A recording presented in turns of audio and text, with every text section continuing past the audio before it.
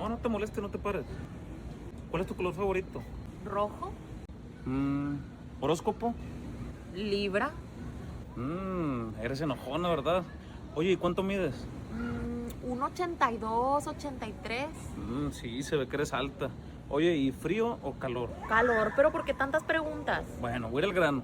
¿Te vas a casar conmigo, sí o no? Es la primera vez que nos vemos, ni siquiera somos novios y ya me estás preguntando si nos vamos a casar. Mírame bien.